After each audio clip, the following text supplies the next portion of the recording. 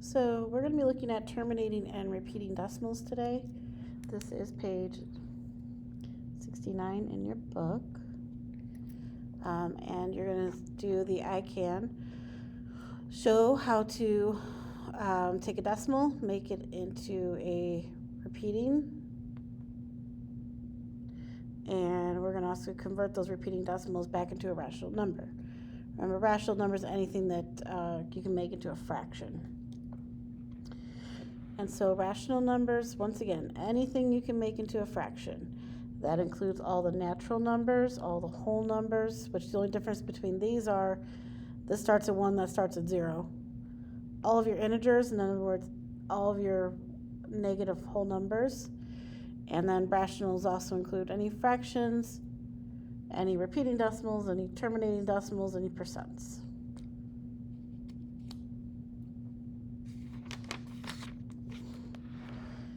Now, we need to know the difference between a repeating and a terminating decimal. Well, a repeating decimal is a decimal in which one or more digits repeat. But if the repeating digit is 0, in other words, eventually when you stop dividing because you run out of numbers and you've got a 0 at the end, then that is called a terminating decimal. In other words, it ends. Bar notation is often used to indicate the digit or group of digits that repeats. So instead of writing a bunch of numbers that are repeating and followed by ... you can just write it as 0.83, put the bar over 3, because that's what's repeating. So when we look at this, we are going to look at these rational numbers, and we're going to see, is it a repeating decimal or is it a terminating decimal? And for that, you just simply have to divide. Well, 2/5 is 2 divided by 5, which gives you 0.4. 0.4 ends. There's nothing repeating. So that is what we call a terminating decimal. 5/6, well, we got to do the same thing. 5 divided by 6. Notice I put the top number in, even though it's smaller first. Hit equals. This is where I get the 0.83 repeating. Well, that's a repeating decimal because it's not ending. It just keeps going and going and going without running into zeros, okay?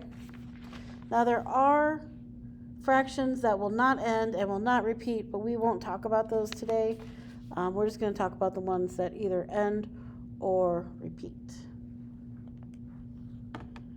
So then you can sort these to where they go. You can check that later. Well, when they tell you to take a fraction and write it as a decimal, you divide. Top number divided by bottom number. And so in 5/8, that means you're going to do 5 in the box, 8 on the outside, decimal, decimal, 0. And you are going to have to be able to do this without a calculator, just by hand, for whatever reason. So 8 into 5 doesn't happen, but 8 goes into 56 times because that's 48. Subtract, we get 2 left, add a 0, bring it down. 8 goes into 20 twice, that's 16. Subtract, we get 4, add a 0, bring it down. 8 goes into 45 times, because 5 times 8 is 40. And you see that we end, because we have nothing left, we end with a 0. So 5/8 is 0.65 as a decimal. So, is there anything that repeats? It keeps going and going and going and going and going? No. So this is a terminating decimal. Okay? Now, let's look at, So yeah, then you're just going to divide. Okay? If you were given something like this, I will show you. Let's go with 1/7. That means I'm going to take 7 into 1. Well, add some decimals and a 0, because 7 doesn't go into 1, but 7 goes into 10 one time. We get 3 left after subtraction. Add a 0, bring it down. 7 goes into 30 twice, because that's 28. Add a 0, bring it down. 2. Now we're at 20. 7 goes into there. That should be a 4. 2 times, because that's 14. That gives you 6. Add a 0, bring it down.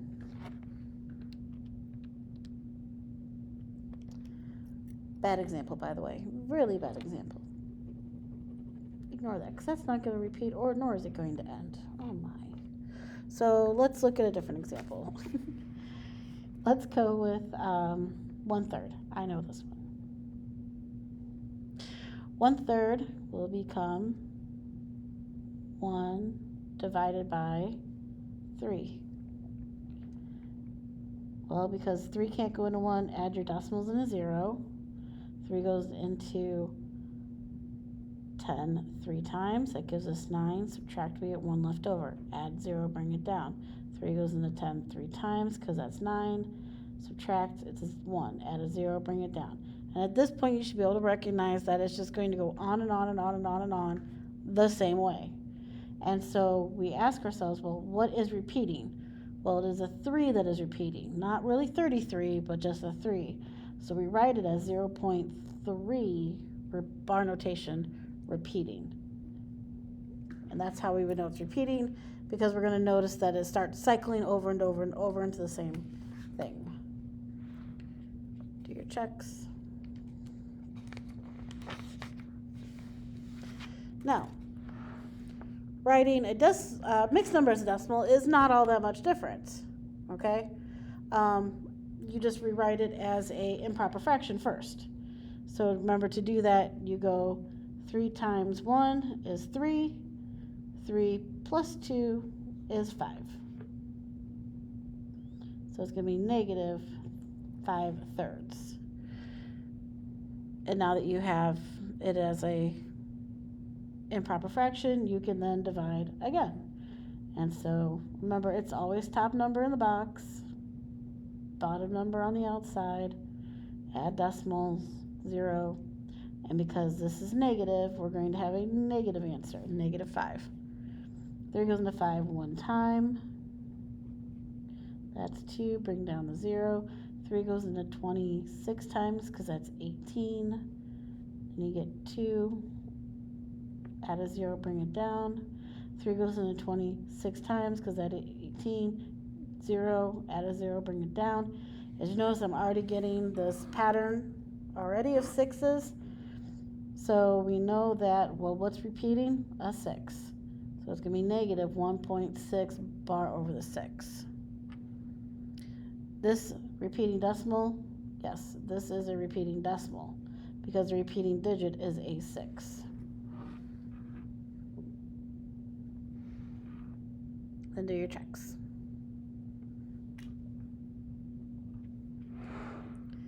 Now we're going to go the other way. We're going to take this repeating decimal and we're going to write it as a fraction.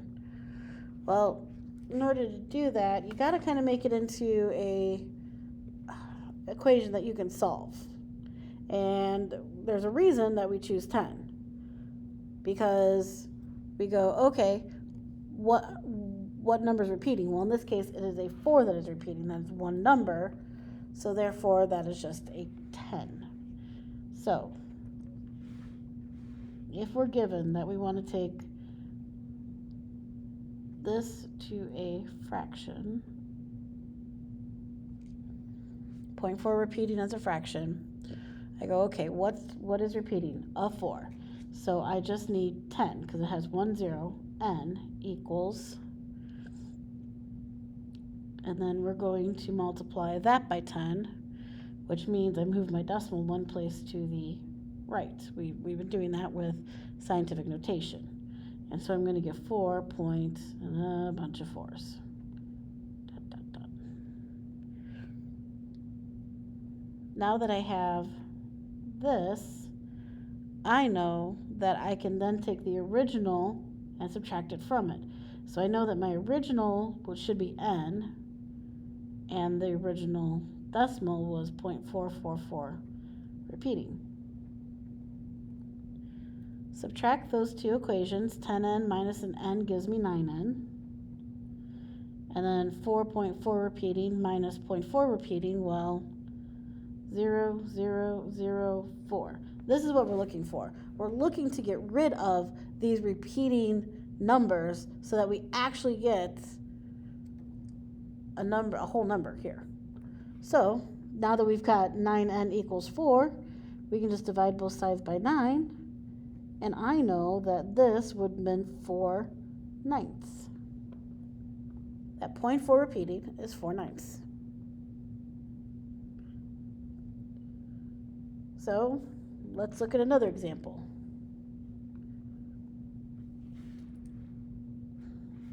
.5 repeating. Okay, so how many numbers are repeating? Just one. So that means it's going to be 10n equals, well, move it one place because it's multiplying by 10, gives me 5.555 dot, dot, dot. Minus my original stuff, which would have been n equals 0.555 dot, dot, dot. Well, 10n minus n, of course, is 9n again. And then watch. 5 minus 5, 0. 5 minus 5, 0. 5 minus 5, 0. 5 minus 0 is 5. Now we can divide both sides by 9. And we get 5/9 as our fraction for that repeating decimal.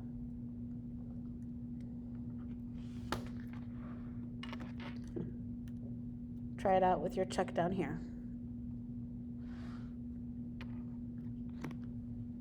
Well, what happens when there's more than one number repeating? Well, it's the same idea, just the same idea. We want to write 2.18 repeating in simplest form. Well,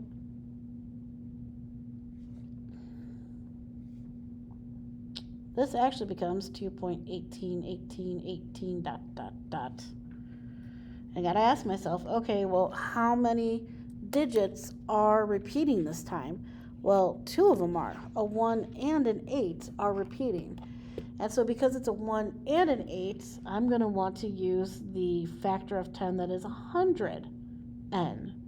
Because there are two digits repeating, I want 2 zeros. Because that means I'm going to move this decimal 2 places to the right. 1, 2. So now it becomes 218.181818. Well, now we're going to still subtract the original. And the original would have been n equals 2.18181818. And when we subtract, look what happens again, because we moved our decimal 2, because there was 2 decimals repeating. 8 minus 8, 1 minus 1, 8 minus 8, 1 minus 1, 8 minus 8, 1 minus 1. All of my decimals have now canceled out, and I'm left with 218 minus 2. Well, that's 216. Equals, well, 100 minus 1 is 99n. And from here we want to get n alone, so we're going to divide both sides by 99. And n equals 216 over 99. And that should make sense because this was a mixed number to begin with. So in order to get this back into mixed number form, we just do our division, where we go, okay, 99 goes into 216 how many times? Well, that should be a 2. So 2 times 9 is 18. 2 times 9 is 18 plus 1 is 19. Subtract. I get 8. I get 18. So what I should have is 2 and 18 over 99, but I know both those can be divided by 9, so I get 2, and 18 divided by 9 is 2, 99 divided by 9 is 11, and this would be simplest form, 2 and 2/11. So try moving your decimal 2 places to the right with this check.